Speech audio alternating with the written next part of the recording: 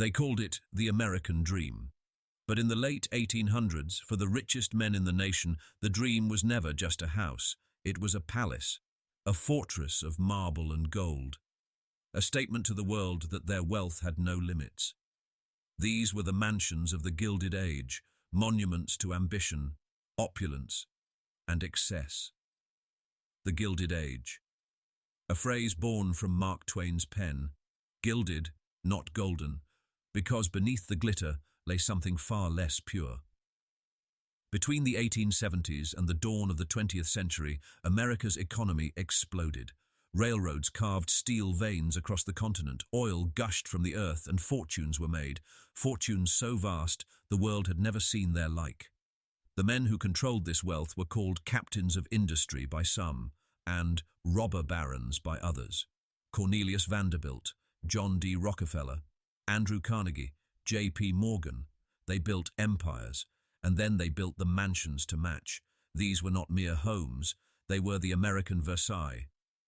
Italian palazzos transplanted onto Fifth Avenue. Renaissance chateaux rising above the cliffs of Newport, Rhode Island.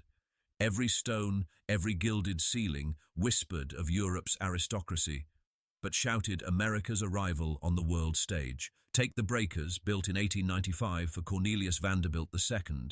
Called a summer cottage, it was anything but. 70 rooms, 125,000 square feet, a grand dining room crowned by a ceiling of gilded beams and carved cherubs.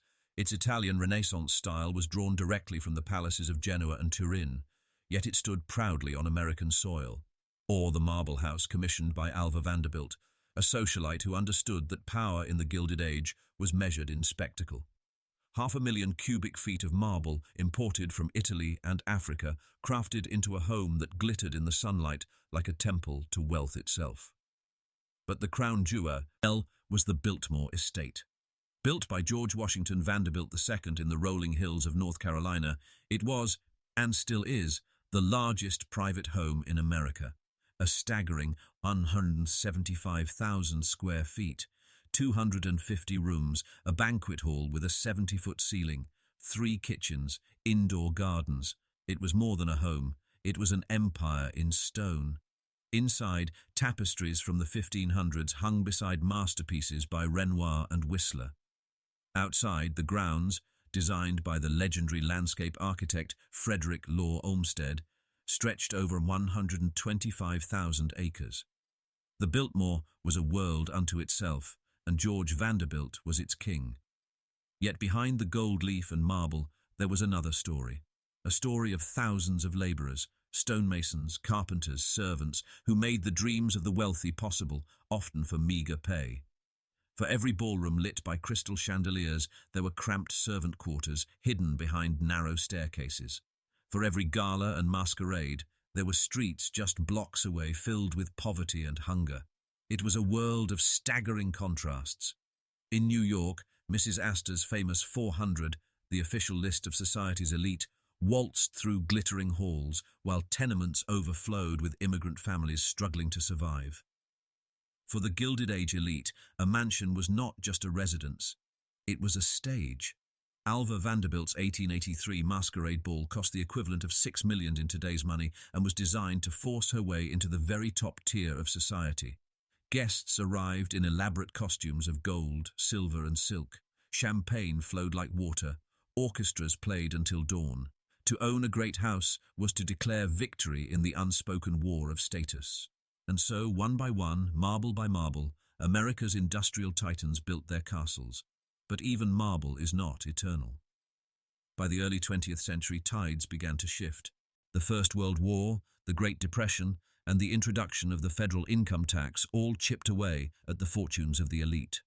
The upkeep on these colossal homes was staggering. Some required entire armies of servants just to keep them functioning. On New York's Fifth Avenue, where once the Vanderbilt mansions stood like fortresses, the wrecking ball came. Cornelius Vanderbilt II's grand home, at the time the largest in the city, was demolished in 1926. In its place rose commercial towers. Across the country, dozens of Gilded Age mansions fell to ruin or were abandoned entirely. And yet, some survived.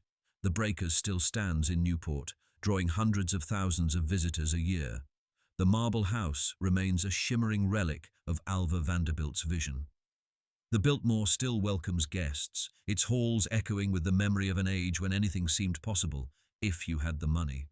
These surviving estates are not merely tourist attractions, they are time machines, silent witnesses to a moment when the gap between rich and poor stretched as wide as the gilded staircases inside their halls.